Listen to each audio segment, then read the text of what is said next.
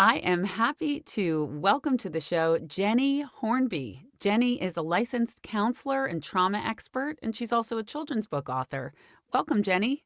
Oh, thank you so much, Rachel. I'm so happy to have you here today. As you know, I would actually say like all of the children that are coming from foster care are going Yeah, to have trauma in for some way, sure. state, or form. So, Yeah. I guess that's one of the biggest reasons why I wanted to have you on was to talk Okay. about your therapy, what you do. Can you give us a little hmm bit of background about that? Sure. Yeah. So I'm trained in EMDR, which Hmm. is eye movement desensitization reprocessing. It's a very long, complicated name, but it's actually very simple. So the idea is you're making sure that the child has enough resources so that they're able to kind of think about this hard thing that happened, but they can stay present, stay engaged, not get flooded or shut down, Hmm. that they have some coping skills available before they kind of revisit some of these painful places. Hmm. And the nice thing with EMDR, they're not reliving the trauma. The story is just being kind of witnessed and Hmm. noticed. It's not like they're back in it, they're kind of watching it. So I describe it with kids like we're on a train and Hmm. we're moving on the track and we're looking out the window and we're watching the scene and we're just seeing what we notice out the window kind of thing. Hmm. Okay. So there's a sense of I'm not in that story, I'm watching it, I'm safe where I am, I have, someone with me this time, I'm not alone. And so then as they kind of watch the story, that's where the desensitizing comes in. Hmm. If it's very upsetting, we kind of keep watching the story until it is a lot less upsetting when it starts to come down. And Hmm. then once it comes down, we can install something more helpful for them. So if they came to believe, I'm not safe or I'm all alone, we can install now, I'm safe now. I'm not alone anymore. I have what I Hmm. need now. Hmm. And so it's really neat because our brains are, flexible. So Hmm. these beliefs that are in there aren't fixed. We can go in and we can bring support and bring something that's going to support them better going forward. Hmm. And so it's Hmm. really neat to watch. In kids, it's so cool because their minds really are so much more flexible than the adults are. So Hmm. it's pretty amazing to watch how they can visit and go there. And they're like, Hmm. okay, there's this shift that happens inside of them. And so we can do that through different things. We can write a story about what happened. I have something called sand tray where they can create it, and it's like a tabletop sand tray with like miniature toys. So Hmm. they can create it in the sand tray. They can look at a photo. They can, just think about it in their mind. Hmm. And we add to that bilateral stimulation. So you'll see like the eye movement, which is where the Hmm. EMDR name came from, or they can do tapping or stomping or hold a Hmm. buzzy. And so that kind of comes from the idea of REM sleep, where when we're sleeping and our eyes are going back and forth while we're sleeping, Hmm. that we're processing our day, we're processing whatever happened.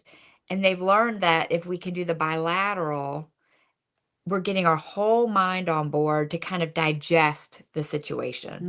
So it's Hmm. not stuck. Like someone described trauma to me as like when you're eating and you're supposed to just swallow and it gets digested. Hmm.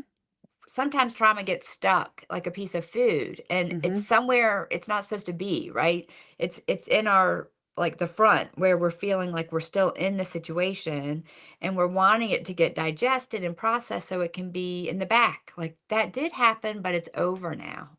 Right. So it's a long-term memory. And so the bilateral really helps kind of move it through. I can notice it, I can watch it, it's over, Hmm. all that kind of good stuff. Hmm. So it's a really beautiful intervention. It's amazing. I love doing it with kids. Hmm. And I've just seen it be so effective. A really, really Hmm. powerful tool. Yeah. Would you say that are they in a state of hypnosis, or is it not really hypnosis? No, it's not. People have asked that question, and maybe people would fall on different sides there. But no, you're in you're able to know where you are and you're aware, like they can hear me Mhm. talking, Mhm. but they are also visiting the old story and the old Mhm. pictures, you know? So Yeah. it is kind of a deeper level of conscious state, but I wouldn't describe it as being hypnotized, you Right. know? Yep, it's like a state of It, deep relaxation or yes, almost like yeah. meditation or something. Yes, right, you're Uh-huh. observing the thing, right, and just Got it. able to Got it. watch it. So it's really neat, and it's given me a lot of hope because I would say before getting the EMDR training, I did a lot of play therapy, and that was Mhm. really helpful. But the EMDR piece for the trauma is just that's been a game changer for families. Mhm. Yeah, it's really good. Mhm. Question, does it need to be a specific, Mm, incident? okay. Like, so many of these children have just They don't experienced know. so Right. much trauma that how do they even Yeah. decide what to focus on? Where to go? Yeah, Mhm. that's a great question. So you can do it so many different ways. You know, you can use EMDR on an emotion. You know, like some of these kids are having a lot of anger. So you Mhm. can do an EMDR on just feeling anger and what's Mm. happening. What do you notice? And like bringing that desensitization down where, okay, I can notice I'm angry and things aren't out of control and I'm not in danger, you know? So you can Mhm. target an emotion, you can target a specific memory, you can target just a body sensation. Maybe I don't know what happened because I was so young, Mhm. but I get like an upset stomach or I get a headache. Okay, we'll use that as our target. Notice Mm. that, focus on that, and let's tap through that and see what your body's holding there. Mhm. So it's really neat because their body knows what to do, and Mhm. we're kind of just people describe it as being like a Sherpa. Like we know the trail, we know the path, and we're just kind of walking them through it and they're doing the work. You know, we're Right. really witnessing the story with them, which is so cool. And art can be really helpful. You can have them draw like a shape or a color, Mhm. whatever's kind of coming up for them, and then the bilateral might be let's scribble over it. Just go back and forth, just Oh. thinking about that story. Yeah, so art or painting or anything like that can bring that bilateral Oh, kind of movement through the I memory or the love that. distress. Yeah. Uh-huh. It's so fun with kids. Yeah. Yeah. What are the ages that will work? Like, what is the youngest that you could work with someone in this capacity? For me, my youngest has been about 4. I Mhm. know there's people trained that can work with younger. I don't have that, level or expertise. Yeah. So it's something maybe to be curious about when you're looking for somebody is Mhm. what's the age. Um, but typically it's very adaptive, you Mhm. know? Sure. So Sure. And I'm assuming it needs to be done in person. It's not something that you can do online, yeah, or can you you do it can. online? Yeah, Okay. you can. You can do it Okay. online. We have apps and different things that will have like a ball that they can watch back and forth if they're going to do eye movement. Okay. And the tapping is really easy, you know, to Mhm. do online. Mhm. So yeah, we can do it online. I like with a kid, you know, I like to make sure there's somebody with them, you know, Mhm. to be kind of a calming presence in the room. Sure. But I mean, Sure. in person to me is preferred, but you can work Right. with it. Right. Now, what about like trauma in the womb or like pre-birth Mm, trauma? Does it work for yes. that kind of thing as well? Yes, it Okay. does. Yes, it does. It's Okay. so amazing. So there's EMDR, there's different like levels of EMDR. So you can do EMDR where it's very specific and focused on like one memory or one thing. But Okay. then EMDR standard is we're going to kind of go wherever that belief is in your body. Mm. So say the belief is I'm a failure. Mhm. So we might pick a memory of, you know, struggling in school and having a hard time at school and you're Mhm. feeling like you're a failure.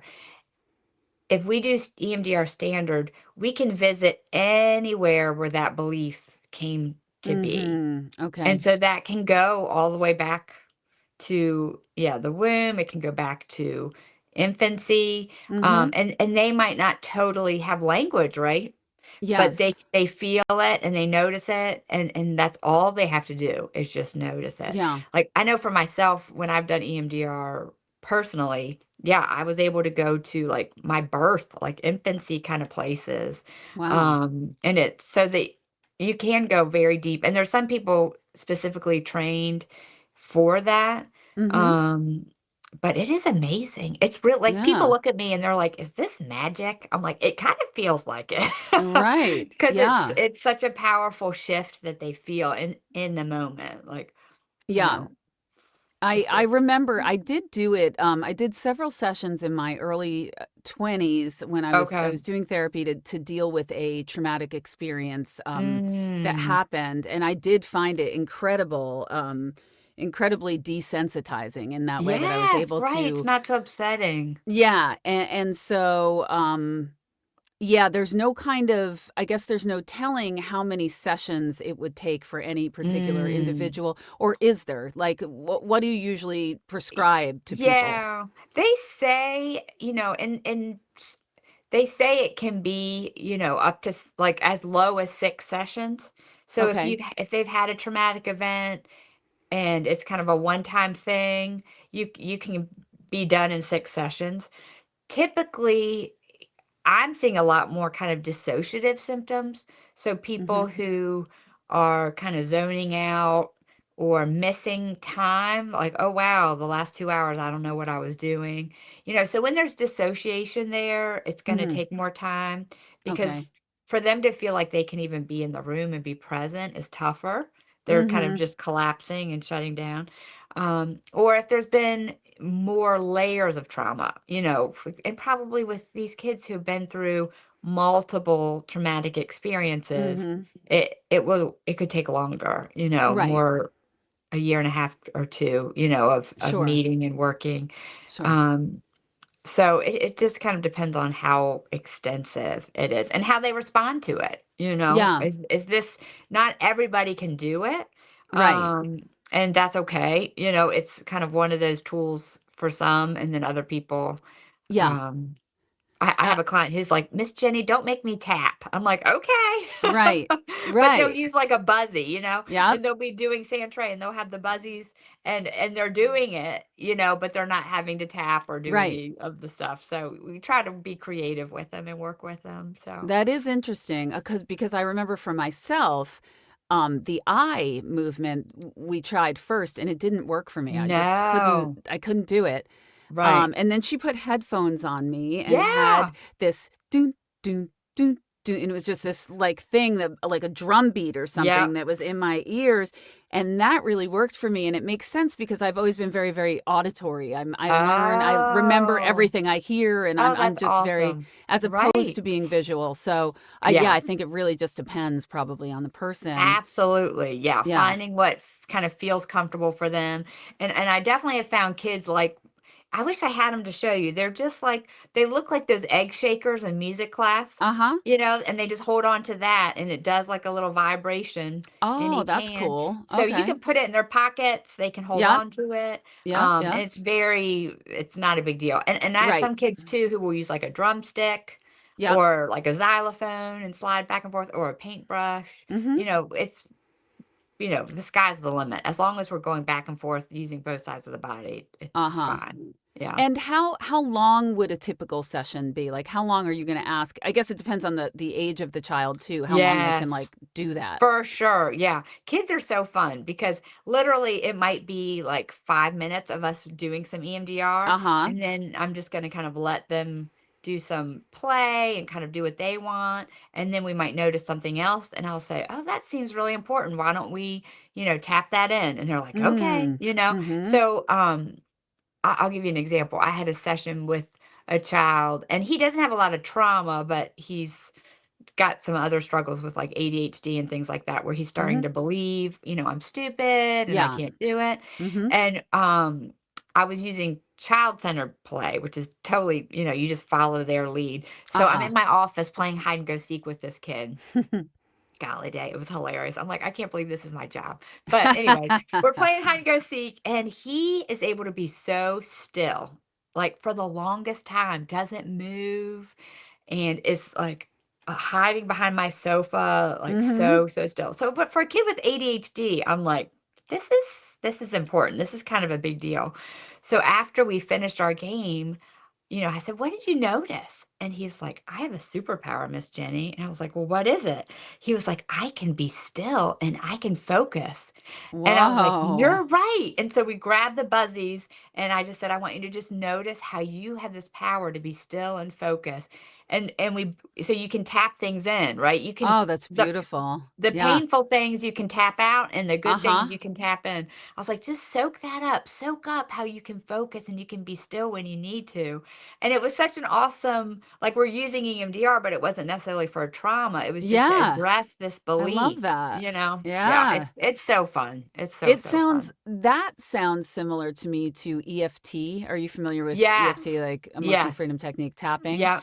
Yep. Uh, which I have also found a lot of success with and really loved that modality because you can kind of do it anywhere. Like when Right. things come up, even if it's a Right. good thing or if it's a bad Yep. thing, you can Use the use that. tapping, Yeah, right, through your yeah. body, right, yeah, I like EFT too, I use that a Mhm. lot, like, personally. If I'm Mhm. going home from a hard day, I'll sit in the car and pull up a meditation for EFT and just be like, Mhm. "Okay, alright, Yeah. we're just gonna" Yeah, it's amazing. It kind of just Yeah. releases it. Yeah. Yes, It it really does, is it's so good. good. I'll link And to that for the listeners if you're unfamiliar with EFT. I'll link to some info on that in the show y notes as well. yeah. Um, yeah. So one other question I want to drill down on Okay. is what about children that, so for instance, my children were brought home at 3.5 weeks and Yeah. 3 days. So they've been with us the entire time. They've known no other parents or anything like that. Mm. Um, but I am aware that they sustained trauma Right. in the womb and Right. all of that. Is it like, it, do you have to wait until like the trauma actually reveals itself, or can you get out in front of it Right. and be like, let's just do EMDR and like Yes. try to avoid them having to go through? Is that, Right. what do you think of I that? love that. Yeah, because my kids are similar. We, adopted them, brought them home from the hospital, but I know, that there's internal stuff from going through that. Mm-hmm. Um, so what I would say is you do kind of have, I think, you kind of have to have something surfacing in the present. You Okay. know what I mean? Mm-hmm. So is it that they get really down on themselves when they make a Mm-hmm. mistake? Is it that they feel like they have to be perfect? Does it, where Mm-hmm. are we seeing some Yeah. things that are telling us there's some kind of negative beliefs that are Yeah. built in? And then you can kind of, it's almost like a doorway. Like that's where we can kind of go Uh-huh. in and kind of follow the nervous system to, Yeah. find where that went. So yeah, because I know like my youngest son, there I can tell there's stuff that comes from, what was going on with his birth mom and things Yeah. like that. And he'll say, "Mom, do you think we can just kind of tap through that for a minute?" You can tell Oh, when that's mom's a counselor, awesome. right? So we'll just kind of lay there in bed and I just say, "Okay, we'll just notice it. That's all you got to do. Just visit and see what's there." And just kind of giving him that sense of comfort. Like you can notice whatever is happening now. Yeah. It's not going to be too much. You're not alone. Yeah. And giving them that kind of inner strength of I can see it and be with it and bring support. If Yeah. I Yeah. believed I wasn't loved or I Right. believe I I'm wasn't wanted. That's a big one right, for, right, I've had my yes. daughter say, so, oh, like my first parents, like they didn't want me, Yeah, and feeling that's rejected. right. And Yeah, it obviously isn't true. And I could say that till the cows come home right. that they weren't able to take care of you. It's not Yes, that they didn't want you. They yes, wanted you very right. much. And they made But a yeah, loving plan for her. yeah. But Yeah, like, how do you get, um, get and there. yeah, yeah, yeah. And It's I think complicated. you're right, yeah. And what they're finding with, trauma is it's stored in the body, right? So Right. mentally she might know, my mom and dad love me and they chose me, Yeah. but in her body there's something that just doesn't really buy it, Right, and right. And kind it's of also a little different with the fostering as opposed to like another adoption yes. because like they didn't actually make a plan for Right. this. Yeah, they had to get They removed, yeah, right, they for it their was own not really safety. their plan. So Yeah. that is a little bit Yeah. it's just sticky and that is It is comes with the sticky. territory. It does. Yeah. And I think part of it is I tell kids a lot, what you went through is painful and this doesn't take away from the fact that this is painful and hurt, but Yes. it's gonna be where you don't believe something about yourself that's not true and isn't helpful. Like I'm Right. going through this painful thing, but that doesn't mean I'm not good enough. That Yeah. doesn't mean I'm a failure. Like it's just painful and hard, but I can handle it now and I'm loved Love now. that. And, you know, Yeah. I because love that like, because I think that children especially, I mean, I think adults do it too, but I know right, I did as a child. Like children assign like meaning to things that aren't necessarily right. right, like you connect it to, oh, Yes. this means I'm bad, or Right. that's just where the head goes, Right. like this Yep. happened and that means that I am bad or I am unwanted or I am unloved or unlovable or whatever it is. Mhm, Yeah. for sure, yeah, Mhm. and, it's so and you never know where they do that at, even as Right. a therapist, right, I'm with my clients and I have no clue. I'm like, "I'm on the ride with you on the train, like, let's see what's in the window," I Yeah. don't know. I might think it's when you got removed from the home or when the police showed up, Right. but really it was that you couldn't, you know, bring your stuffed animal with you. Like, who Right. knows, what the thing is that brings that Yes. shift for them. And so it's really, I think, important for us as caregivers and Mhm. support is to really stay open to, I don't know, but I trust that we can find out together. You Mhm. can help, share what you're noticing, and I'm here to be with you in it. I'm not here to tell you, oh, it's Yeah. this or that. Yeah. Um, Yep. Yep. so I definitely feel very humbled all the time. Like, okay, Right. well, let's see what happens. Because I don't know what is going to be the specific thing that we need to go to. Yeah. But I trust that your body knows and we can just go Yeah. wherever it needs to go. Do you So, find that some children are afraid of doing this? Like they don't they're oh, like, for "Oh god, this sure. seems weird. I don't wanna do it." Yeah, yeah. But some of Mhm. them do, especially if they have, I have some clients who it's really, really hard for them to acknowledge being upset. Mhm. It's really hard. They're still in such like a high defensive state that it's Uh-huh. hard for them to say, I'm scared or I'm mad. And so sometimes we have to do some work around that in terms of building up that resource. Like it's okay to be mad, it's okay to be sad. We Right. can we can notice that, and so we might have to do work there first. Uh-huh. Um, Uh-huh. but most of them, it's cute. Most of them, kids are so up for anything. Yeah. You Yeah. know. It's true. It's true, and if you can make it sort of fun, that probably helps as well, and obviously building trust, once they trust you, then it's easier and that kind of thing, yeah. Because I think a lot of kids also come from if they're coming from trauma, that trust piece is difficult, at first. How do you sort of, like, deal with that right away up front? How do you gain their trust? Oh, that is such a good question. Sorry, I That's got a okay. dry spot. No problem. Um, yeah, they're sweet babies. Mhm. I just really try to first notice how it's affecting me. Uh-huh. What's it doing to me? Am I getting frustrated? Am I getting rushed? Like, oh, I gotta help them and we gotta get this done. Mhm. So you gotta really kind of notice what it's doing inside of you and get Uh-huh. yourself kind of settled first because they pick up on all that. Yep. Yep. And I think that's where I use the child-centered for a while with Mhm. people Mhm. because that really builds the trust. It's that attunement. Yeah. So with child-centered, what you do is you notice what they're doing and you model it and you reflect with them. So, Mhm. like if I have a kid come and he runs in and he goes to my box of animals and dumps them on the floor. Mhm. I'll say, "Oh, you picked the animals." I don't say, "Oh, Mhm. good job. That's the right Right. thing to do."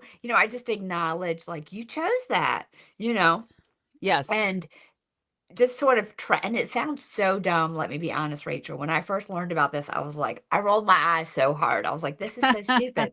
But I'm finding how helpful it is to to build trust, like I can Mhm. choose, I have agency in this space. Yes. Um, and that I'm not gonna be judged. Limits might have to get set, like, Mhm. I'm not for hitting, I'm not for biting, I'm not Yeah. for whatever. But, I find that I don't have to do as much limit setting. Like, I really Mhm. when you give them that sense of trust, and you wanna pick this, and you wanna do that, and I'll join in if you want, or I can just hold space for that and look at Mhm. you and smile at you and notice, like, oh, that seems frustrating for you. You seem upset, or oh, you're Mhm. smiling. So attuning to them, I'm amazed at just that, just is like lightning for them. I mean, in terms of just getting them to that trust place. Uh-huh. Yeah. So Yeah. that's what I really recommend, is just kind of meet them where they're at, go with what they're doing, what they're interested Mhm. in, Yep. and really trusting the process is kind of where I have to fall back on a lot. Yeah. You know? I I watched that, with a therapist that my daughter went to. She loves art, and so she Mm. noticed right away that my daughter was drawn to art. She had a lot of, like, art up in her, little office, Yeah. and she really took that and then was just like, "Oh, do you like art?" And as he was like, "Yes," and she was like, "Do you want some paper?" And she just right away got her drawing, and it Yes. was so for her, um, very comforting and very, like, Yes. grounding for her to do something that she knew she Yes. was good at, that she liked and enjoyed doing. Yes. This new person is Right. saying, like, it's okay to do that, like Permission, yeah, right. yeah, Yeah, absolutely. Yeah, that sense of coming alongside a child and not just being like, mhm. "Okay, come here, do this." Like, "I'm gonna come Yes. alongside you and support you." And once we kind of trust each other, okay, because facing the hard things, it's scary for them. Right. Yeah, So you don't wanna they really just have to. jump right into it. It's, No. too yeah, too Mm-mm. much. Yeah, I Yeah, agree with that. and Yeah. Let's shift to, okay. parenting for a moment and Ooh, just yes. talk about so what do you recommend, how do you recommend a parent connect with their child or, Mhm. um, help them if they're experiencing big emotions? Yes. Oh, I love that. That's such a good question. I would say, again, kind of going back to what's it doing to you? Mhm.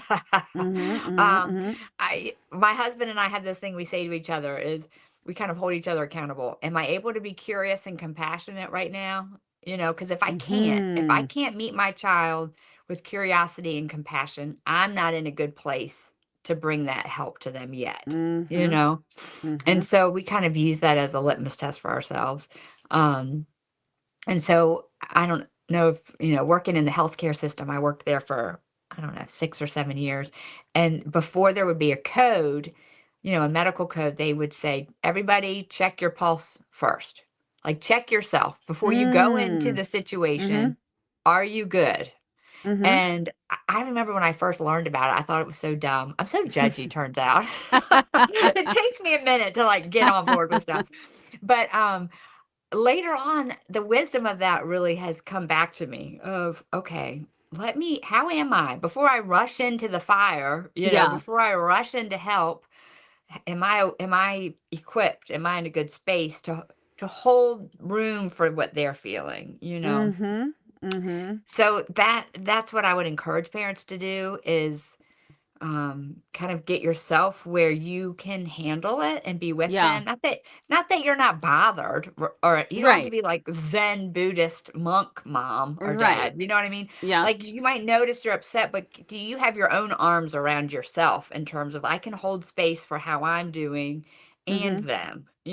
Yeah. Um, And then what happens if you really can't? Like, what if the answer to that is like, "No, absolutely not. I'm not in a right, place right at this moment where I right. can, like, do that." Yeah. What do you Yeah. recommend? I recommend just kind of communicating in terms of, because kids, like you said, will take that personal, like it's because I'm a Right. bad kid or Yeah. because whatever.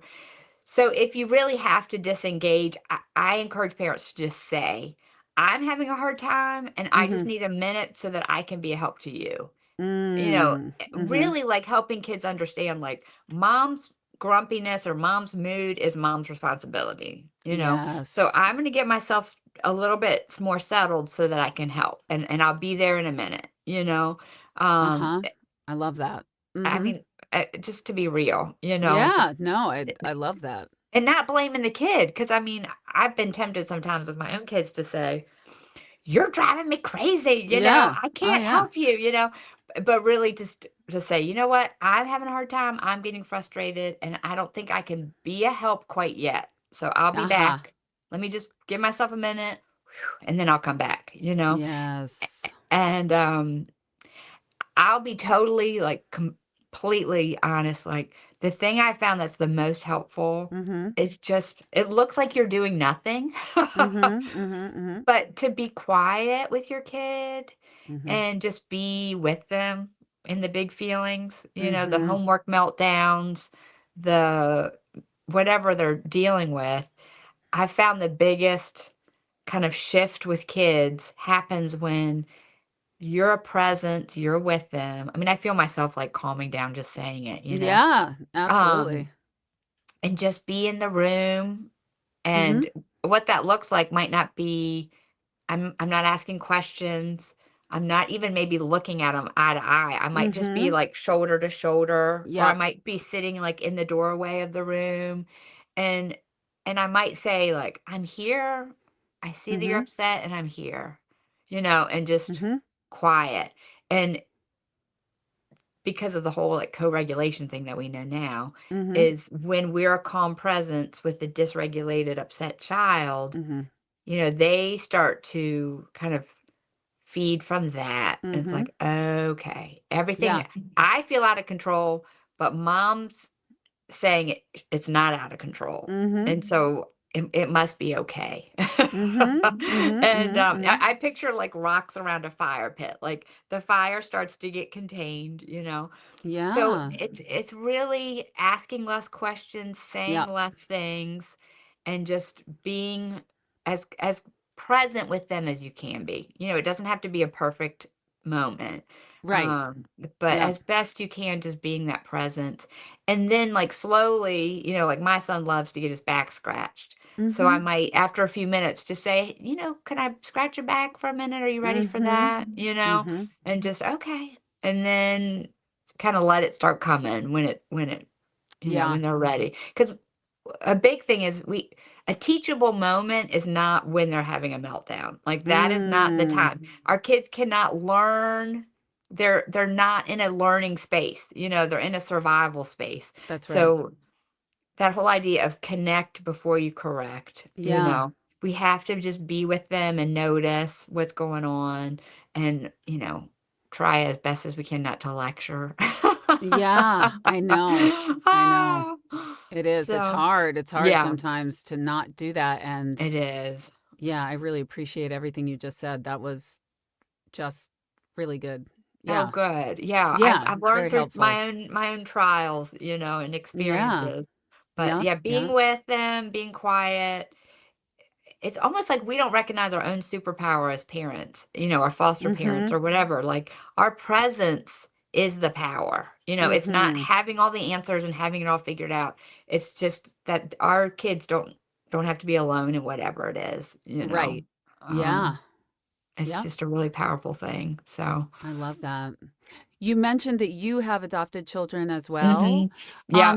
Would you want, just for the sake of the show and the listeners, Yeah. would you share your adoption story? Oh, sure, yeah. So, let's see. Like so many adoption stories, it starts with infertility, Mhm. you know, and so much just pain Yep. on our side. Mhm. I wasn't able to get pregnant, and it's really why I ended up becoming a therapist because I went through my own depression and Mhm. anxiety, and it was just really just stirred up so much not being able to get pregnant and letting go of this whole idea of being able to do that. Yes. And, so that was kind of the backdrop a little bit, you know. Mhm. And then when we really decided to let go of the whole fertility piece and Mhm. pursue adoption, it is like a roller coaster, you know. You're Mhm. just trying to make these decisions and how we're going to pay for this. I still don't know how we paid Mhm. for my kids' adoptions. Mhm. I don't know where the money came from. It's just like we just got these random checks. Things just happen because Mhm. we don't know where it all came Wow. from. But Mhm. um so my first child, we were actually in a hospital waiting room and we had just decided to do adoption. My husband's dad was having surgery. So, everybody's kind of sitting around, right? And Mhm. what do we do? Just chat. And so we were sharing, like, we're getting ready to start the adoption process. We're doing the home study. And a family friend was there and just kind of listening and celebrating, oh, that's so great. Mhm. And she called us a couple weeks later and she said, Jenny, I have a friend whose daughter is pregnant and doesn't know what she's going to do. And she was like, I woke up in the middle of the night and I was like, Jenny and Ben, and Wow. this girl's having this baby. And so she Yeah. linked us together. And she lived in Arkansas Mhm. and she had really just found out she was pregnant, knew she wanted to make an adoption plan. Okay. And so it was kind of neat. We were able to like talk to her on the phone every week during the pregnancy and really Mhm. build a relationship with her. And we went out, we were there when he was born. Oh, She that's let so me be in the wonderful. room. I know. Mhm. It was just such a blessing. Wow. And we still like have open, dialogue with her Mhm. and so appreciative of her. Um, but I'll never forget, gosh, I'll probably get emotional talking about it. I remember when it was time to leave the hospital and we had let birth mom, have time with the baby and just kind of let us know when she was ready, because she was Mhm. supposed to be getting discharged and the baby was getting discharged. Mhm. And we were just sort of like, it's, this is her time. And so she called us and said, I'm ready. And gosh, my husband and I, we were walking into the room and the whole way we're like walking down the hallway, just feeling like we're getting ready to be given this gift. Mhm. Like, how do we deserve this? And we're just crying and holding on to Mhm. each other. And we walk in and she's crying. And she handed the baby to my husband. And really, I mean, that was the big piece for her. She's just said, I want him to have a dad. Like, he's going to need a Aw. dad. And, just to receive, something so unselfish from Mhm. her, and I just am amazed by her. And so, yeah, we've had really open communication and such a great support. He Mm. broke his leg last week, and so I called her because I was like, "He's having anesthesia. Do you guys have any reactions?" So it's kind of nice if Mhm. there's medical questions, I can call Sure, her and everything yeah. like that. Absolutely. Um, and so then 4 years later, well, I guess it was like 2.5 years later, we decided to adopt again. And that was different because now we have another child, and how Mhm. much do we share with him? Yeah. How much do we let him in on this journey of the roller Mhm. coaster? And it took about 2 years, for everything to come together. Mhm. And I can remember my oldest, so he was like 3.5. And every night we would pray, God, bring us our baby. Aw. And so one night he looks at me and he goes, Mom, I don't believe in prayer anymore. And I was like, What? Why not? Aw. And he said, I've been praying for our baby. I pray for our baby all the time and we don't Mm. have him. Mhm. And so, Aw. broke my heart. Yeah. And I said, All right, well, let me pray for you for a second. And I was just like, at this age, he was really into toads and frogs and turtles and all the things. Okay. And I was like, Lord, you love Nathan. Will you just show him your love? Like in some kind of special way, like let him know that you love him. And that was the end of the prayer. I mean, I didn't know what to Mhm. say. Yeah. Again, like I don't know the answer. I can't fix Right. this for you. Yeah. So he and I had been looking for toads every night and going out trying to find a toad. So the next day, I get a call from my best friend. She was like, Jenny, I have a toad for Nathan. Have him come over. So we go over, we find a toad, and he was like, Aw. Mom, I think it's from God. God loves me. He heard our prayer. And he Aw. brings him this toad. And then my best friend calls me the next day. She's like, Jenny, there's hundreds of toads. Come back. And so we drive back over, and I was like, Nathan, this is God's love. Like all like Mm. for him, a 3.5-year-old little boy, like all the Mhm. toads, buckets full of toads, you know? And so it was interesting, going through a second adoption with Mhm. a son that you're trying to protect his heart, and how do I Yes. kind of lead him through this? Yep. Um, so we definitely leaned on our faith a lot, and just, Mhm. trying to share age appropriate, but at the same time letting him in on the story. Yeah. And Yeah. he was so cute. He would like put the most random things. So we had an empty nursery for like a year and a half waiting, Mhm. to get Mhm. matched. And I would go in there and I'd find like a used bar of soap. And he was like, I put that in there for the baby. And I was like, okay. It was hilarious. Aw. So our second son, it was similar. It was through a friend. We got a call, and it was different with her. She was due in 2 weeks and was really, just not sure what to do, but was in a tough situation Mhm. and just didn't think she'd be able to take care of him. And so it Mhm. was a little bit more like, "Are you ready? Could you do it?" And we were like, Uh-huh. "We've been ready. This nursery has been ready Yeah. for a long time." And so it was a little quicker once things got going. Right. Yep. But same thing, she let me be in the room. She let me stay with her in the hospital. Mhm. Which was so generous. And Yeah. saying, we went and visited her this past summer. She's had 3 more sons, which is neat, Mhm. and, has been able to parent them. And so my youngest was really excited to meet them and see her. Mhm. And we got in the car after visiting this summer, and the first thing my son says to me, he goes, Mom, they have my thumbs. I was like, they did have your thumbs. Like, he's Oh, looking that's at me cute. like I don't have his thumbs. Yeah. Yeah, So yeah. it's just neat. Like again, with kids, you just don't know what the thing is gonna be. Right. It was the thumbs. The I'm like, oh, thumbs. okay, there we go. So I love that. yeah, it's been really fun, and just to see, like, they have different needs. One, my youngest son wants to see his other siblings, wants to know what's happening. Mhm. My oldest is like, "Oh, that's great for them, but I'm good," a little more Uh-huh. distant. Uh-huh. So, Uh-huh. just trying to be open and flexible with what they Yeah. need and not make it be one thing or another. Yeah.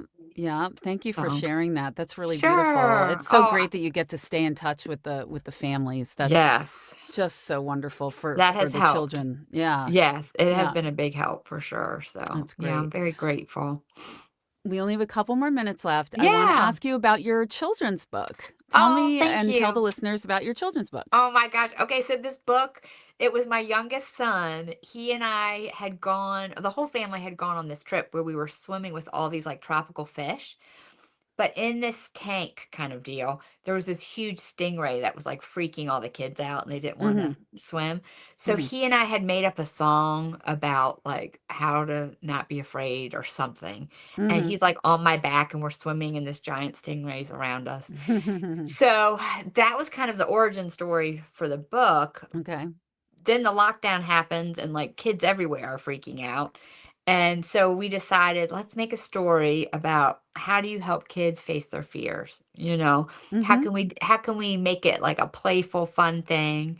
And so Made for This was written kind of based out of our own experience, and then just how to come alongside our kids. And for them, it kind of like we were talking about with EMDR, like how can you notice your fear and be with it and kind of bring that support when it shows up Mhm. rather than let it Mhm. take over.